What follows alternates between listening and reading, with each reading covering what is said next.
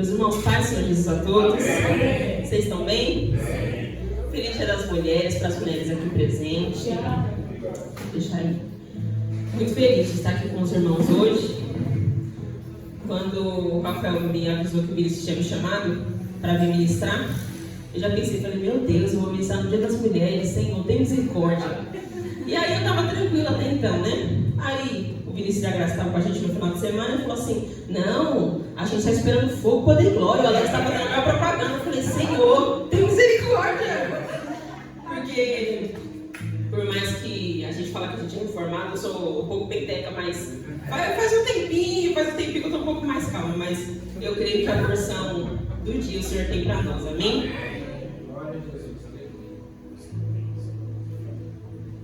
E eu fiquei pensando, né, enquanto os irmãos falavam aqui, o Alex contou a história, né? Eu me senti aqui numa palestra. Teve um nome, a mulher internacional, teve toda uma explicação. Isso é muito importante, né? Porque às vezes a gente não sabe o motivo. E aí o Senhor foi me lembrando, né? O quanto às vezes, antes de me converter até, eu fui ensinada a deixar para trás tudo aquilo que me marca como característica de mulher, né? Não ter filho, não casar. Eu falei, nossa senhora, não precisava dessa parte, né? Vamos estar deixando para lá, porque às vezes a gente esquece. Calma, tá? Vamos estar guardando a oportunidade. Mas às vezes a gente esquece que Deus nos fez de forma preciosa e maravilhosa, né? E às vezes a gente olha muito para o mundo e esquece que o Senhor nos fez com um propósito. Não é só porque a gente pode gerar filhos, não é só porque a gente pode se vestir de uma forma mais colorida, né? Ou porque a gente usa as trajes diferentes, as nossas capacidades diferentes, mas é porque o Senhor nos escolheu com propósito. Então, se nós nascemos mulheres, é porque o Senhor tem um bom propósito. E as características que nós nascemos, exclusivamente em nós, como mulher, o Senhor quer usar isso também, amém? Então, você que é mulher, o Senhor te fez com um propósito, amém? Eu queria partilhar com os irmãos, e nós vamos ler bastante hoje, então, você que trouxe a sua Bíblia, pode pegar a sua Bíblia em mãos. Você que está com o seu celular aí, junta com o irmão que está com a Bíblia, para a gente gerar comunhão, né? E tirar um pouquinho dessa conexão. Para que nós possamos ler juntos, nós vamos ler 1 Samuel, a partir do capítulo 1. E eu fiquei pensando, Senhor, tem misericórdia, né? E na hora que nós iniciamos com a consagração da Helena aqui, eu fiquei pensando, falei, Deus é bom. Toda vez que eu vou pregar em algum lugar, o Senhor me dá pequenas confirmações. E essa palavra mesmo, está tudo bem. É isso que eu quero dizer. E quando houve a apresentação, eu falei, amém, Senhor. Então está tudo sob controle. Amém? Todo mundo achou aí? Amém. Glória a Deus. A partir do versículo 1, aqui na minha Bíblia tem um título. Está escrito assim, Nascimento e Infância de Samuel. E vai dizer assim a partir do versículo 1. Eu vou lendo aos poucos, tá? Nós vamos ir pausando para que nós possamos entender. Amém?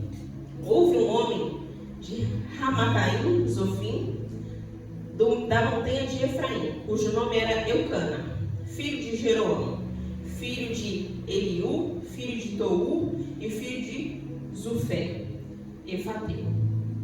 E este tinha duas mulheres. O nome de uma era Ana e o nome da outra Penina. Penina tinha filhos, porém Ana não tinha filhos.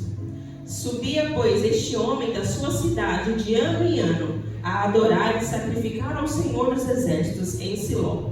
E estando ali os sacerdotes de Siló, e estava ali os sacerdotes do Senhor, Ofni e Fineias, e os dois filhos de Eli. E sucedeu que no dia em que Eucana sacrificava, dava a ele porções de sacrifício a Penina sua mulher, e todos os seus filhos e todas as suas filhas. Porém a Ana dava uma parte excelente, porquanto ele amava a Ana, porém o Senhor lhe tinha cerrado a madre. E a sua competidora excessivamente a irritava, para a embravecer, porquanto o Senhor lhe tinha cerrado a madre. Amém, irmãos? Por enquanto vamos até aqui. Amém? Quando a gente lê a história de Ana, a gente tem que lembrar do contexto histórico aqui, né? Hoje a gente vive uma realidade muito diferente, que as mulheres podem, né, ou não ter filhos, é uma escolha muito pessoal e particular da família.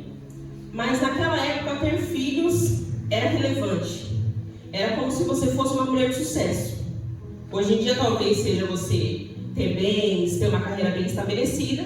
Na época era ter filhos. E aqui quando a gente começa a ler, a gente percebe que ela era estéril. Ela não estava, não aconteceu alguma coisa que ela ficou. Ela era. Ela nasceu assim. E Penina não. Penina era a esposa do seu marido e ela tinha filhos. E a gente vai perceber ao longo que Eucana, o seu marido, ele ia todos os anos fazer um sacrifício pela sua família. E ele fazia um sacrifício específico por Penina, seus filhos e filhas. E ele fazia um sacrifício específico por Ana.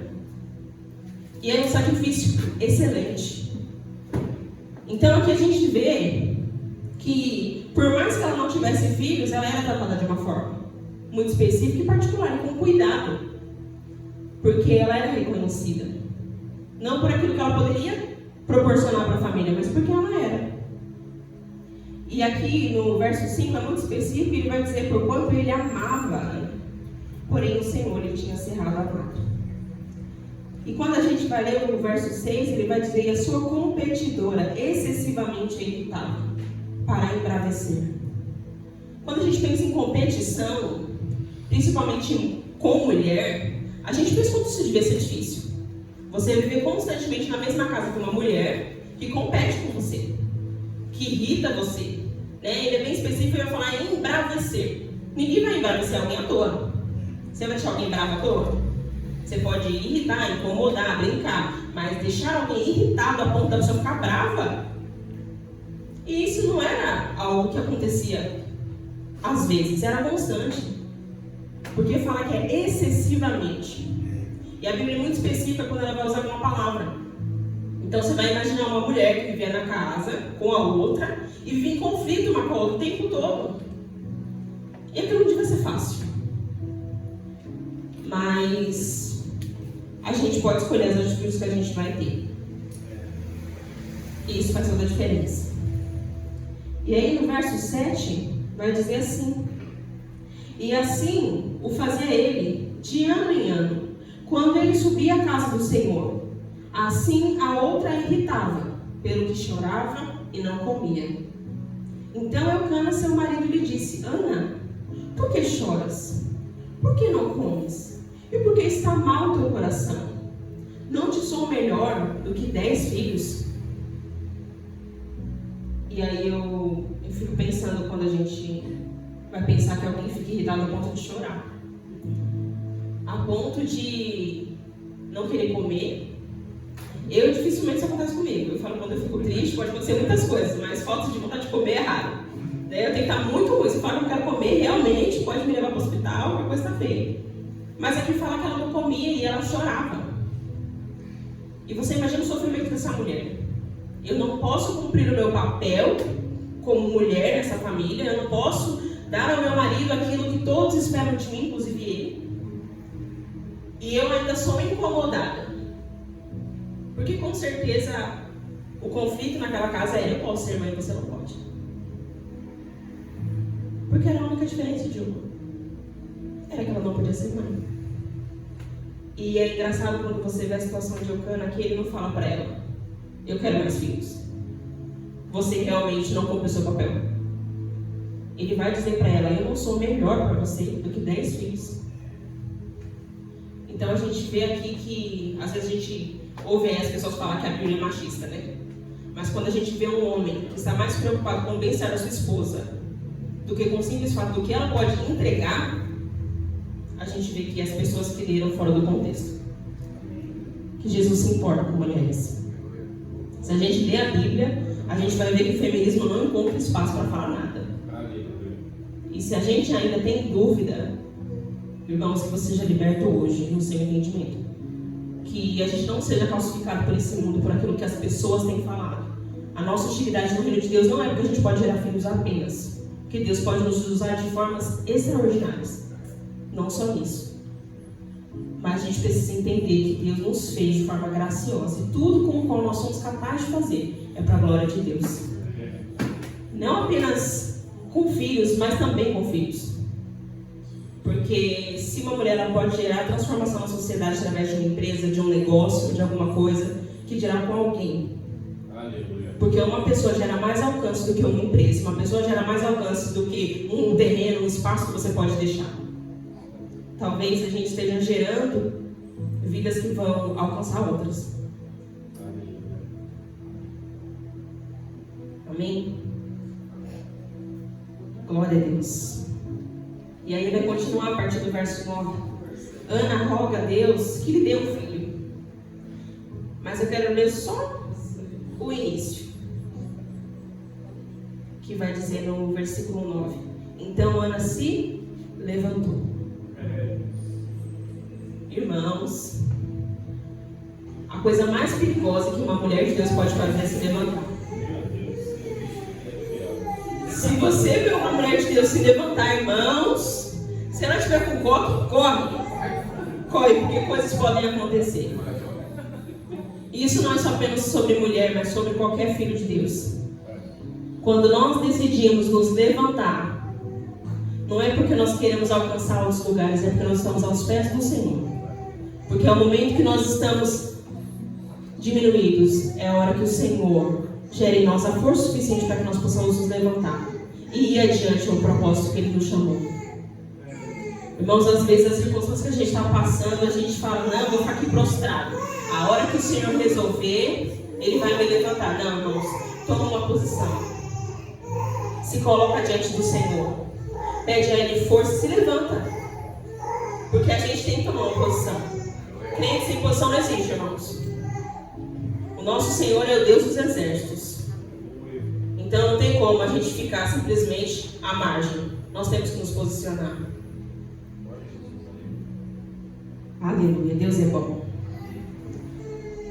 E é engraçado que nem o marido dela entendia esse anseio tão grande do coração dela de ter um filho, né? Você vai ver que ele vai comentar, eu não sou melhor do que 10 filhos para você. Porque talvez ele não entendesse quão grande era a sua aflição, quão grande era a sua angústia, o seu desejo. Mas tinha alguém que entendia. E aí nós vamos continuar a partir do verso 9, vai dizer: então Ana se levantou, depois que comeram e beberam em Siló. E ali o sacerdote estava assentado numa cadeira, junto a um pilar do templo do Senhor. Ela, pois, com amargura de alma, orou ao Senhor e chorou abundantemente. Irmãos, faz quanto tempo que a gente não se coloca diante do Senhor assim? Com a nossa alma. Faz quanto tempo que a gente não se quebranta diante da presença do Senhor e assim chora mesmo? Porque agora a gente esqueceu que a gente precisa nos esvaziar diante do Senhor. A gente às vezes quer ter uma pose bonita. Não, eu posso chorar na igreja, que eu vou maquiada. Não, não posso chorar aqui. Eu não posso ter amargura no meu coração. Irmãos, às vezes a gente está tão endurecido, que a gente se acostuma a chegar na presença de Deus e sair igual. A gente esquece que falta a gente se derramar diante do Senhor. Será que o Senhor tem visto a sua alma? Ou será que a gente tem exposto tanto nas nossas redes sociais, tanto para as pessoas, tanto para os outros, que Deus é o único que não sabe? Ah, mas Deus conhece o nosso coração. Irmãos, eu não sei se isso preocupa você, mas isso me preocupa, porque o meu coração é ruim. Mas Ele não quer apenas conhecer o seu coração, Ele quer que você rasgue a sua alma diante dEle. Ele quer saber aquilo que te aflige, aquilo que te dói. Porque às vezes a gente está chorando, está sofrendo, está passando por alguma coisa, a gente está contando para todo mundo, mas a gente não está se colocando diante do Senhor e se derramando ali. Tudo bem, tem gente que não é acostumada a chorar, chora pouco, está tudo bem. Mas rasgar a alma diante do Senhor, você sabe muito bem o que é. Aleluia. Isso a gente conhece. E às vezes a gente tem que rasgar nossa alma diante do Senhor, e às vezes ninguém vai entender o motivo da sua aflição. Ninguém vai entender o que você está passando, ninguém vai achar relevante aquilo pelo qual você está se preocupando. Mas Deus sabe. E é diante daquele que sabe que nós temos que nos colocar. Parar de nos colocar diante do outro e achar, mas ninguém entende. Realmente a pessoa não tem que entender. A Bíblia vai falar em Eclesiastes 3 que há tempo para todas as coisas, há tempo de calar. Então fica calado e vai diante do Senhor. Fala para Ele. Porque tem hora, irmãos, que não é as outras pessoas que temos que nos escutar, é o Senhor. E Ele está no mesmo lugar. Às vezes é nós que nos tiramos dessa posição. E ela continua. Ela, pois, com amargura de alma, orou ao Senhor e chorou abundantemente. E voltou um voto dizendo: Senhor dos exércitos, se benignamente atentar-se para a aflição da sua serva, e de mim te lembrares, a tua serva, se não esqueceres, mas a tua serva dares um filho varão, ao Senhor o darei por todos os dias da minha vida, e sobre a sua cabeça não passará navalha. E sucedeu que, persistindo ela em oração perante o Senhor, ele fez atenção à sua boca. Ali, irmãos, a gente via que tinha um conflito. Ela estava até em dúvida se Deus estava lembrando dela. E às vezes a gente está em dúvida. Será que o Senhor está ouvindo a minha oração? Será que o Senhor está atento àquilo que eu estou passando? Será que o Senhor está vendo? Às vezes a gente chega num ponto que a gente esquece de quem Deus é. A gente esquece o que a própria palavra de Deus diz e a gente pensa que Deus pode esquecer da gente. Fala, não, se Deus não está fazendo, se as coisas não estão se movendo, não, o Senhor se esqueceu. Só que Deus, Ele é cuidadoso conosco. Isa, coloca para mim Isaías 49, versículo 15 e 16, por gentileza. Vamos fugir do texto só um minutinho. Porque a gente não pode simplesmente ouvir alguém dizer que o Senhor pode se esquecer da gente. Nós temos que nos lembrar o que vai dizer em Isaías 49. E diz assim: portanto, pode uma mulher esquecer-se tanto do seu filho que cria, que não se compadeça dele, do filho do seu ventre? E isso pode acontecer. E a gente tem visto que muitas mães têm se esquecido dos seus filhos. Que aquele instinto que a gente fala que é instinto, né? Não existe em algumas. Mas o Senhor diz: mas ainda que essa se esqueça dele, contudo, eu não me esquecerei de ti. Se a gente tem alguma dúvida que Deus esqueceu da gente, irmão, estou aqui para te lembrar. Deus não esqueceu de você. Ele se lembra de você. Ele te vê. Ele te vê onde ninguém vê. Onde você chora amargamente, onde você reclama, onde você murmura, onde você clama, onde você chora. Onde às vezes você pensa que você tem coragem de nem orar sobre isso, porque você acha que Deus não pode fazer. Deus não se esqueceu. Deus não está aquém da nossa vida. Deus se importa com os mínimos detalhes. Tem gente que tem medo de falar assim: Deus está ocupado. Com o quê? Deus é o Todo-Poderoso, meus irmãos.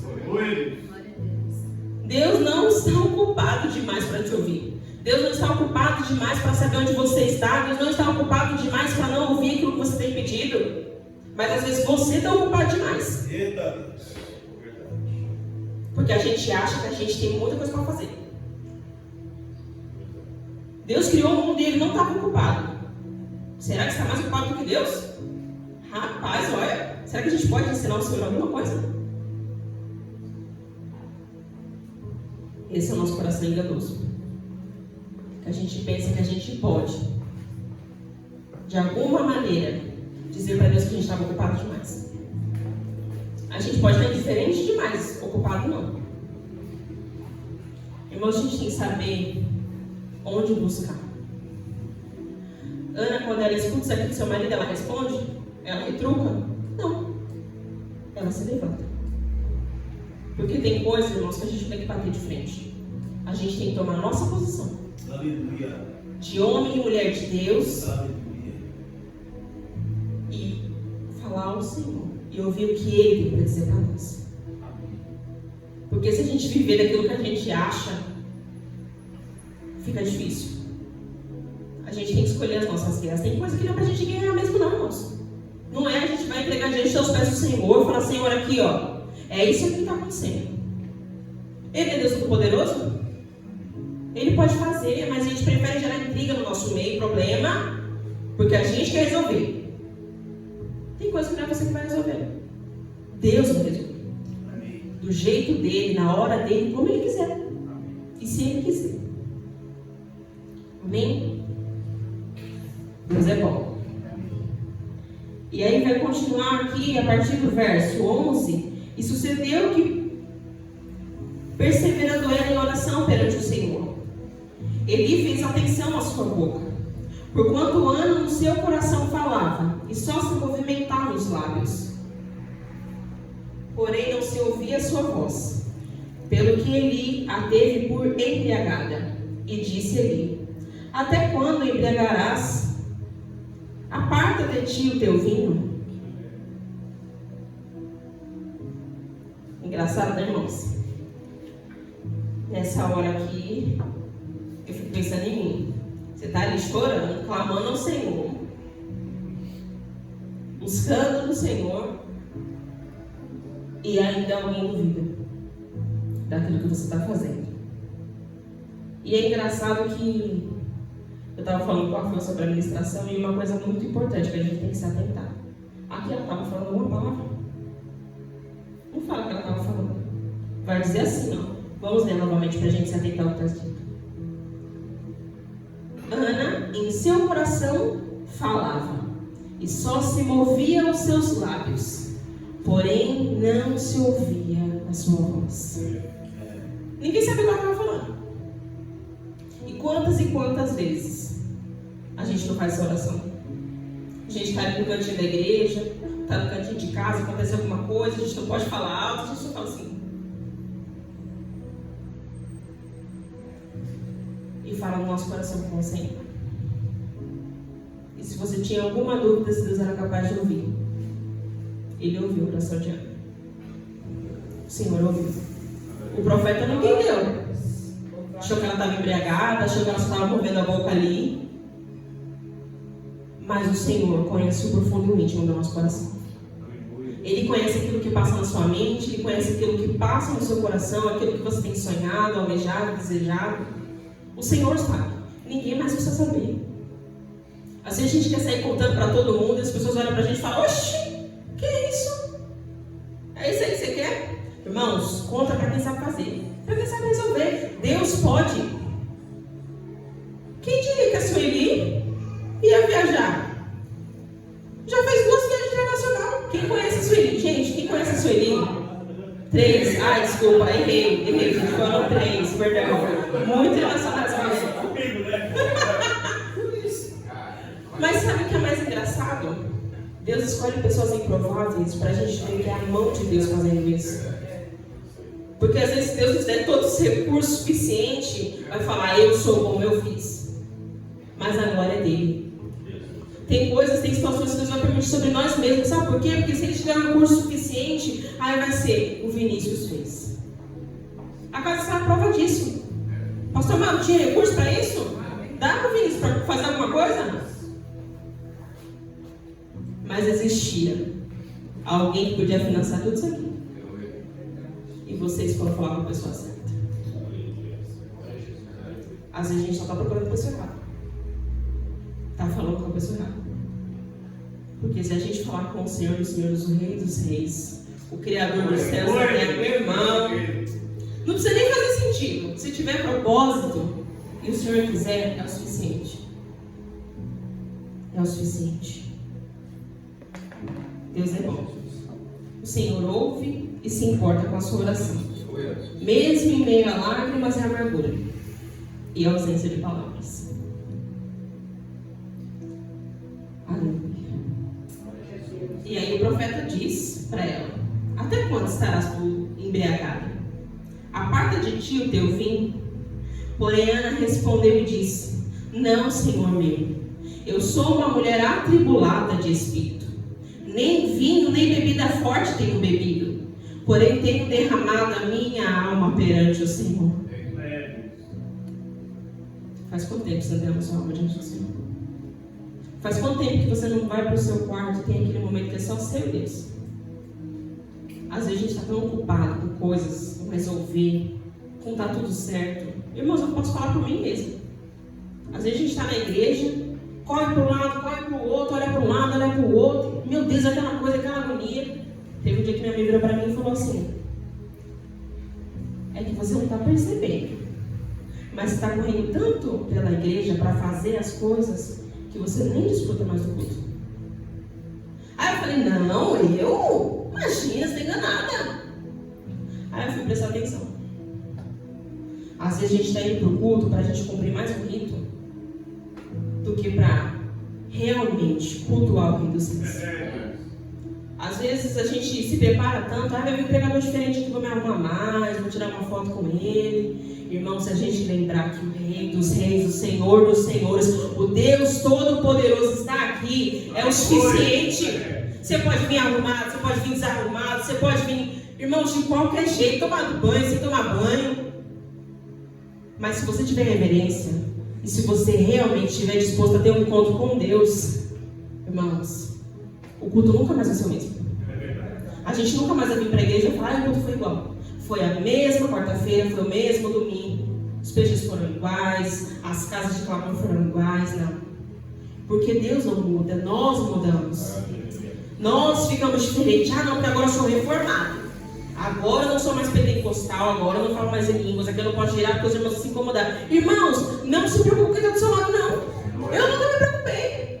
No começo da minha conversão, era aquele girando para um lado, o Monique girando para o outro, a irmã caindo de um lado, a irmã caindo do outro. Sabe o que eu fiz uma vez? Fui para o encontro com Deus. Falei, não, vou para o encontro com Deus, né? Vou botar o Senhor lá. Aí começou o povo, gira de um lado, cai do outro, gira de um lado. Eu falei, sabe o que eu pensei? Eu falei, quer saber? Se o Senhor é Deus Todo-Poderoso, Ele segura os filhos dele que eu girando. Pode orar. Porque aqui, ó, eu e Deus. Irmãos, a gente está preocupado demais. A gente está se ocupando demais, pensando, não, eu vou aqui parar meu irmão, porque Deus não vai segurar. Se for o Espírito Santo, ele vai bater a cabeça na parede e vai acordar ótimo. Você quer saber se é o Espírito Santo ou não? Se a pessoa levantar roxa, você já sabe. Você fatava na carne. Foi seu ou não. Porque o mesmo Deus que envolve é o Deus que sustenta, irmãos. Não está Deus mais preocupado com os filhos dele do que você? Irmãos, eu não tenho isso. Se você girar uma verdade de você, tá tudo bem. Mas é que naquela hora do meu momento, eu falei, não, Senhor, oxe, vim aqui passar 3 dias, deixei meu celular lá. Para não ficar aqui dedicado ao Senhor, esse povo fica cuidando de gente. Eu falei, não. E ficou todo mundo bem, entendeu? Deu tudo certo no final. Todo mundo tem que ter, tá tudo em espírito mesmo. E é isso, irmãos. Deus cuida dos seus. Deus cuida de você. Deus não mudou. É importante a gente lembrar disso. Deus não mudou. E Ana responde para ele, não, Senhor meu. Eu sou uma mulher atribulada de espírito. Nem vinho, nem bebida forte tenho bebido, porém tenho derramado a minha alma diante do Senhor. Não tenhas, pois, a tua serva por filha de Belial, porque da multidão dos meus cuidados e do meu desgosto tenho falado até agora. Então respondeu Eli e disse, vai em paz, e o Senhor de Israel te conceda a tua petição que lhe pediste. E disse ela, acha a tua serva graça em teus olhos. Assim a mulher se foi em seu caminho e comeu, e o seu semblante já não era triste. E aqui eu acho muito engraçado que quando a gente vai ler o Antigo Testamento tem muitos momentos que os profetas declaram alguma palavra, que o Senhor faça sobre ti conforme você crê. Tem muitos momentos que isso acontece e a pessoa fala que seja feito conforme o profeta. E aqui é engraçado a forma que ela responde. Ela fala assim, acha a tua serva graça em teus olhos. Ela não fala, não, que seja assim como o profeta falou. Mas ela fala que o Senhor ache graça em mim para me conceder. Porque ela entendia que só o Senhor podia fazer isso. Ela recebeu uma palavra do profeta. O profeta tinha poder. Fazia chover, fazia parar de chover. Porém, ela sabia que aquilo que ela desejava só o Senhor poderia dar. E no verso 19 diz, e levantando-se de madrugada e adorando perante o Senhor e voltando, vieram à sua casa a Ramá. Eucana conheceu a Ana, sua mulher, e o Senhor se lembrou dela. Aqui quando ele fala assim, encontrou, é que ele teve relação com ela mesmo. Mas o engraçado é que fala que o Senhor lembrou dela. O Senhor não se esquece, irmãos. Ele lembra de nós. Mas Ele sabe o momento oportuno de realizar alguma coisa. Porque às vezes a gente pensa assim, não, Deus não fez agora. Não, mas Deus tem tempo para fazer as coisas. Há tempo para todas as coisas debaixo do céu. A gente tem que estar pronto. Não é Deus que tem que estar pronto. Somos nós que precisamos ser preparados pelo Senhor. E aí continua no versículo 20. E sucedeu que, passando algum tempo, Ana concebeu e teve um filho. E chamou seu nome Samuel, porque dizia ela: o tenho pedido ao Senhor. E subiu aquele homem, Eucana, com toda a sua casa, a sacrificar ao Senhor o sacrifício anual, e cumpriu o seu voto. Porém Ana não subiu, mas disse ao seu marido: quando o menino for desmamado, então o levarei, para que apareça diante do Senhor e lá fique para sempre. E Eucana, seu marido, lhe disse: faça o que bem te parecer aos teus olhos. Fica até que o desmame, tão somente confirme o Senhor a sua palavra. Assim ficou a mulher e deu leite ao seu filho, até que o desmamou. Eu estava vendo um estudo sobre Ana e uma coisa me chamou a atenção. Que o desejo maior da vida de Ana era ter um filho. Então ela tinha todas as desculpas para virar e falar assim: filho é meu, poxa, Deus deu. Fingir que o voto não existia. Que nem a gente faz, sabe? Que naquele voto que você fez faz anos que você não cumpriu e você finge que Deus não sabe. Ela podia. E podia ser aquela mãe: não, vou cuidar do meu filho aqui, eu só tenho um, ele ainda tem vários, eu vou cuidar desse, para ele ser um homem de Deus. Não. Ela lembrou do voto que ela fez com o Senhor. E ela ainda disse ao seu marido que ela ia fazer. Ela poderia não ter falado nada, porque foi algo entre ela e Deus. Ela prometeu diante do Senhor. Ela não falou para o profeta que ela prometeu. Ninguém sabia. Mas ela deixou claro que ela queria fazer. A quem ela prometeu. E que ela seria responsável e obediente. Porque o Senhor fez conforme ela pediu. E ela iria cumprir aquilo que ela falou. E havendo o desmame, o levou consigo, com 3 bezerros, e um efa de farinha, e um odre de vinho, e trouxe à casa do Senhor a Siló. E era o menino ainda muito criança. Degolaram um bezerro, e assim trouxeram o menino a Eli. E disse ela: ah, meu Senhor, viva a tua alma, meu Senhor. Eu sou aquela mulher que aqui esteve contigo para orar ao Senhor. E aí eu fiquei pensando,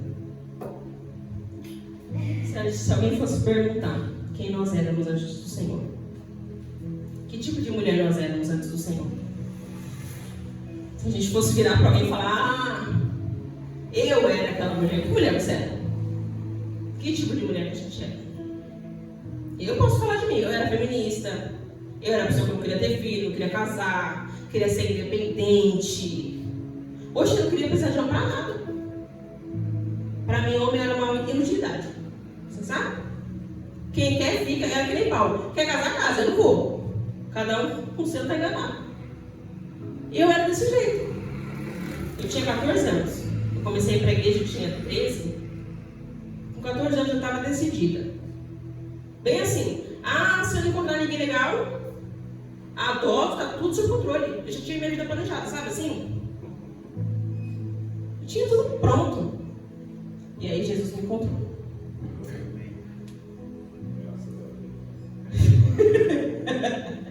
Ainda tem muita coisa para melhorar, mas eu era essa mulher.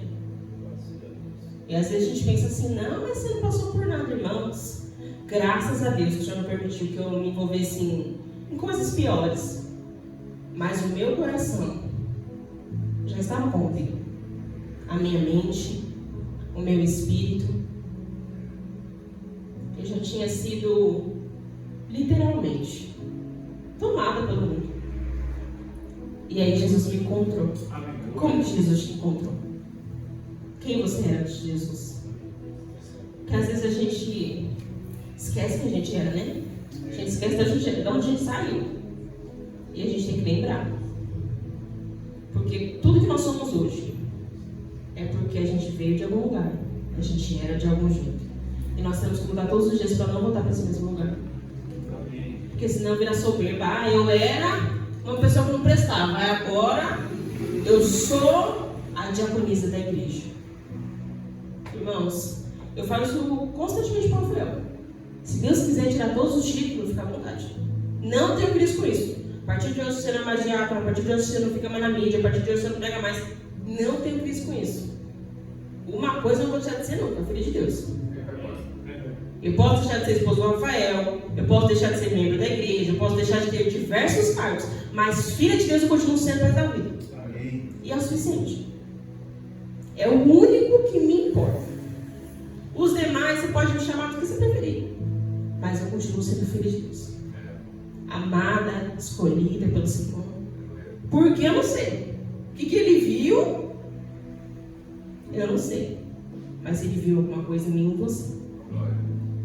Irmãos, eu vou falar uma coisa que eu costumo falar muito para as pessoas e é uma realidade.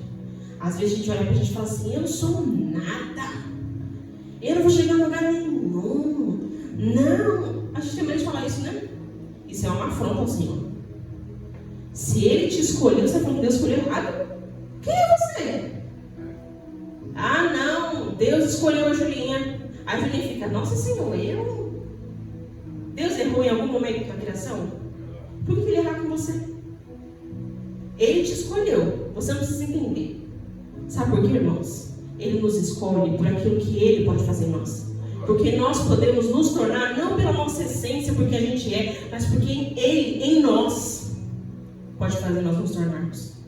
Então, se você não vê ainda o que Deus pode fazer em você, só fala para Ele: Senhor, eu continuo confiando.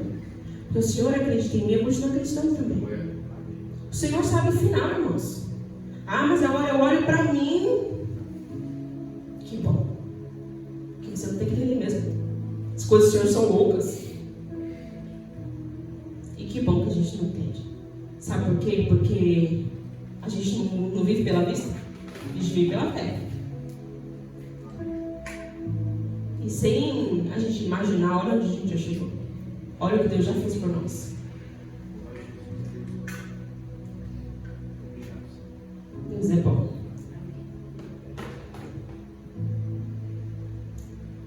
E aí no verso 27 vai dizer assim: por este menino orava eu, e o Senhor me concebeu a minha petição, que eu lhe tinha pedido, pelo que também o Senhor eu entreguei, todos os dias que viver, pois o Senhor foi pedido, e ele adorou ali o Senhor.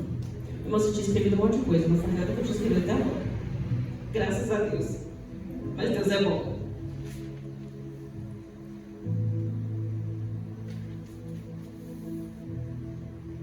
Deus é bom.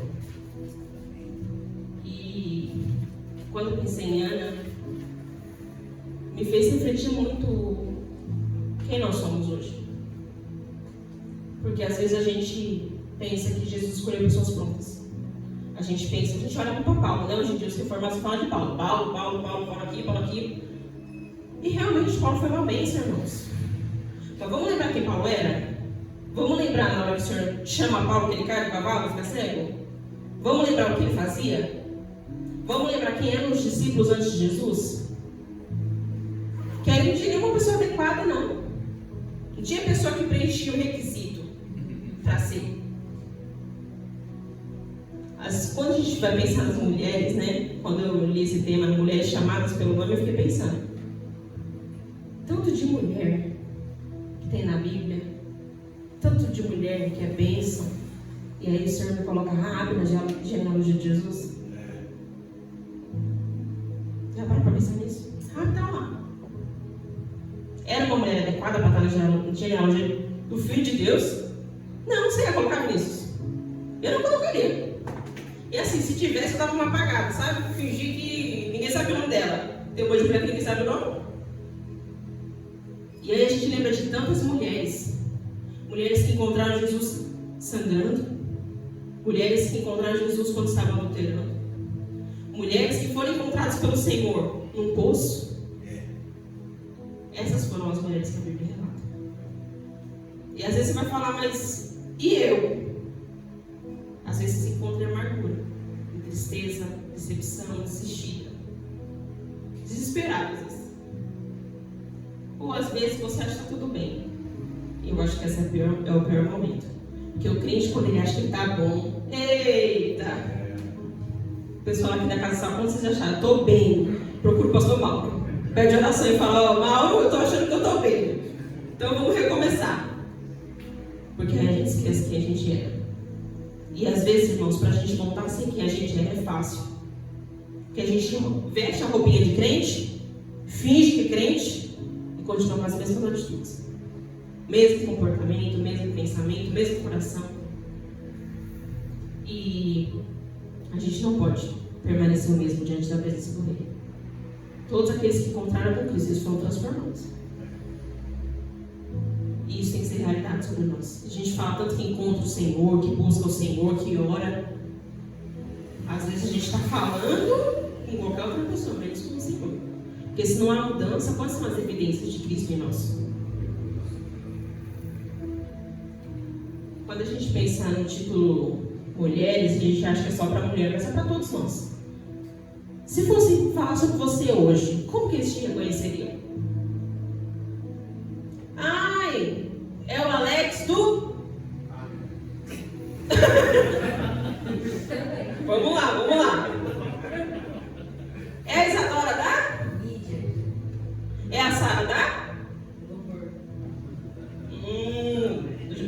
Pensei que ia falar do notebook, mas tudo bem. Tá perdoado. É o Ney do? Ei, Ney? E você? Como que as pessoas te reconhecem? Eu lembro do louvor. É a Cris do? RTT. Eu já lembro do RTT também. Glória a Jesus. Irmãos, a primeira coisa que as pessoas têm que lembrar, quando falar, o Milton já tá, calma, Milton, eu vou falar pra você. É o Milton do? Não, eu vou te parar pra atacar com essa, irmãos. Ia falar pra mim depois.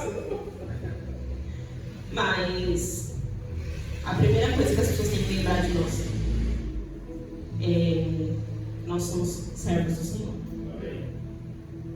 A primeira coisa, não é por aquilo que você faz, não é pela sua utilidade. A gente está se acostumando a ser muito útil. Mas posso te falar uma coisa? A gente tem que se tornar inútil. Sabe por quê? Porque se você for muito útil o tempo todo, quando você for inútil, para que você serve? E sabe por que o Senhor nos escolheu? Porque Ele usa. Não porque você é útil. Não é porque você toca, não é porque você canta, não é porque você prega, não é porque você gira, não é por nada que a gente pode fazer. Porque todos nós éramos inúteis. Diante do Senhor, irmãos, a gente não servia. Ele poderia ter feito uma criação ideal, perfeita. Tinha os anjos ali. Mas Ele nos escolhe. E por Ele, nós somos filhos de Deus. E aí você pode se tornar um bom contador, um bom pastor, um bom pai, um bom profissional, um bom amigo. Porque nele, tudo quanto nós formos fazer vai ser para a glória dele. E aí a gente vai, sim, ser reconhecido por outras coisas. Mas a principal é eu saber que eu posso ligar para a Sara, porque ela vai orar por mim. Se eu estiver passando por alguma aflição, eu posso ligar para o Vinícius, porque o Vinícius vai orar por mim. Eu posso ligar para o pastor Mauro, eu sei que ele é um homem de Deus. Se qualquer outra coisa for maior do que o reconhecimento que nós somos filhos, irmãos, vou ser bem sincero com você, abra mão. Abra mão. Porque nenhum sucesso na nossa vida vai valer um fracasso como filho de Deus. Porque o bom samaritano, quando ele passa ali, passou sacerdote, passou gente apta, passou um monte de gente. Eu não ia falar sobre esse nome, gente. Mas amém, Deus é bom. Passou todo mundo. Mas o representante do reino foi o samaritano. Nós temos que ser o representante do reino. Nós temos que ser essas pessoas que marcam ambientes.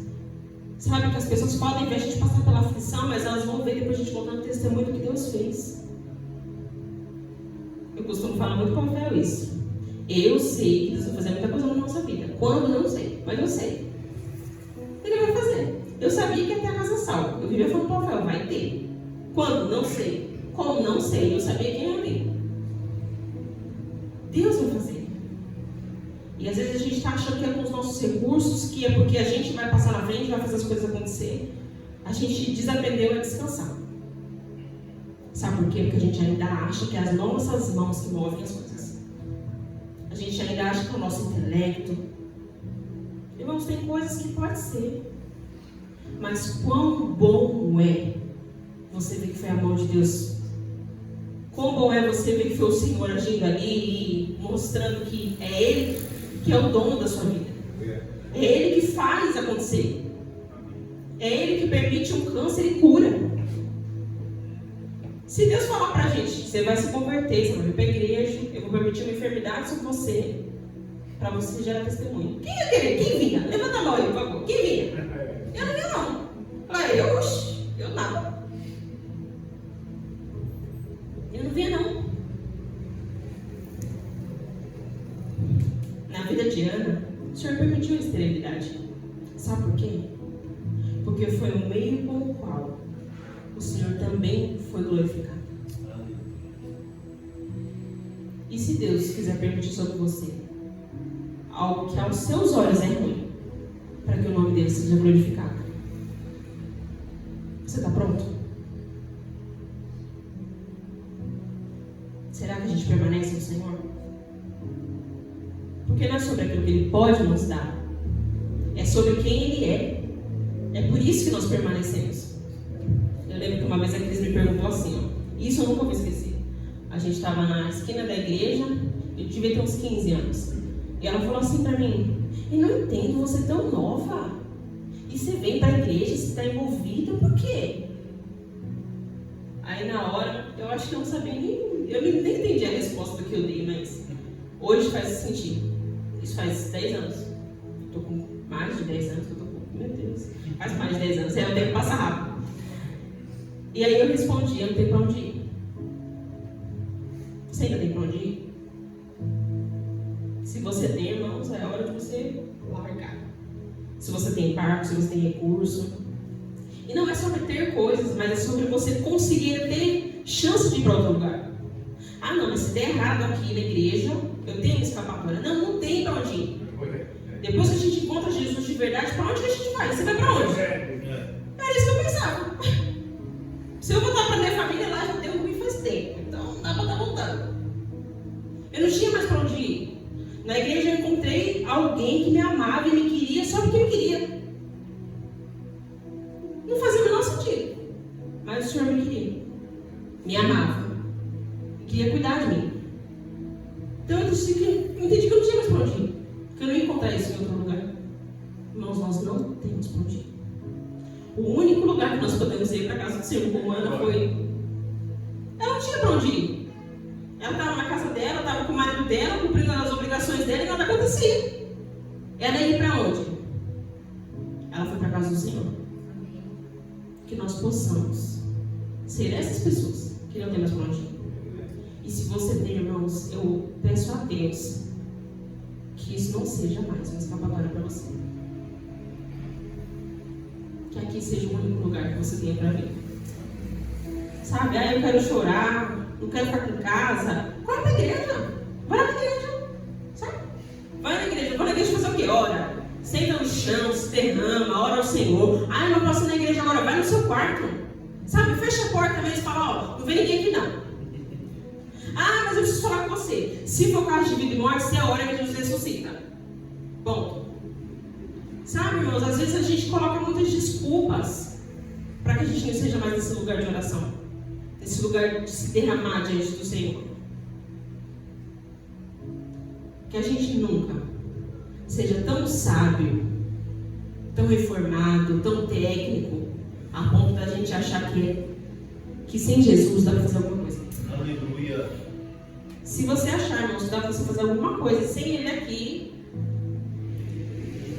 vai começar o fracasso aí. E eu queria partilhar com os irmãos o que aconteceu com essa mulher, né? Ela se tornou mãe de Samuel, maior juiz de Israel. Ele poderia ter sido só o homem de Deus, mas ele se tornou o maior juiz em Israel. Ela nos ensina a ser fervente em adoração ao Senhor, em efetiva oração. Ela continua adorando, ela continua orando e continua crendo. E eu queria que lembrar os irmãos de algumas coisas. Deus pode mudar qualquer situação. Deus ouve a sua oração. E Deus está preocupado com o aflito e o oprimido. Talvez a gente parou de se preocupar, mas Deus continua preocupado. E não existe aflição mínima para Deus. Ah, mas isso é pequeno. Para você. Deus sabe o quanto isso tem oprimido pessoas. Aflições, angústias. Que a gente fala, não, tudo bem, isso daí passa. Irmãos, que nós possamos caminhar conforme a maturidade que nós temos. Tem pessoas que não têm maturidade para lidar com uma coisa pequena. Às vezes, o fato de eu não conseguir vir para o culto todo domingo porque eu não tenho condições financeiras. Para você vai entender, não, irmãos, mas tá tudo bem. Daqui a pouco você vai conseguir um trabalho melhor, você vai conseguir vir sempre. Aquilo já é uma aflição, irmão. Para mim era uma aflição ficar no trabalho que eu tinha que trabalhar de final de semana. Porque para mim o final de semana é do Senhor. Ah, mas se eu trabalhar de sábado eu vou ganhar mais. Para mim é uma coisa que eu não negocio. Meu final de semana é do Senhor. Estou aqui disposta. Se eu tiver que servir na igreja, se eu tiver que ir para algum lugar, fazer alguma coisa para o Senhor, meu final de semana é do Senhor. E às vezes, mas se as contas apertar, eu falo com Deus, velho. Senhor, ó, tá acontecendo isso. O Senhor pode me dar um emprego diferente? Segunda a sexta. Porque, irmãos, de verdade, para mim isso é negociável. Se falar assim, você tem que trabalhar de sábado, Deus abençoe. Para mim é negociável. Talvez para você seja outra coisa. E naquilo que a gente já entendeu, a gente não pode voltar atrás. Amém?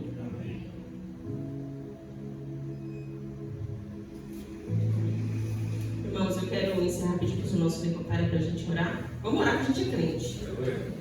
Vamos orar. O RTD não veio, Alex. Deixa para a próxima. Mas eu queria falar algo para o Senhor. Orar por vocês e dizer algo para a gente encerrar essa palavra. Irmãos, levem tudo que vocês tiverem, tudo, absolutamente tudo, ao Senhor. E Ele vai transformar tudo que você é. Porque essa história de Ana não é sobre um filho que Deus deu. É sobre um coração que Ele transformou. Porque ela pediu um filho, mas Deus queria o coração dela. A ponto dela devolver esse filho ao Senhor. E Deus foi tão bom que Ele concedeu mais filhos para ela. Mas Ele alcançou algo que era mais importante do que o filho. A devoção daquela mulher, o compromisso. E às vezes é isso que o Senhor quer. Ele ainda não deu aquilo que a gente pede, porque aquilo nos tem. O Senhor não quer que nada nos tenha. Ele nos tem. E a partir disso, quando o Senhor nos tem, Ele nos dá recursos. Ele nos dá coisas, Ele nos proporciona deleites. Porque tudo que a gente pode ter, tudo que a gente pode usufruir é bom. Mas existe algo melhor que o Senhor? Existe algo mais maravilhoso que o Senhor para nós? Não tem. Eu sempre falo para o Senhor, se eu perder tudo mesmo. Eu falo para o Senhor, se eu viver na miséria. Mas se eu tiver o Senhor até o final da minha vida, me é suficiente. Porque Ele é tudo que eu tenho. Lembra que Ele tem respondido? Então, mesmo que tudo vá, que nós possamos permanecer no Senhor. Amém?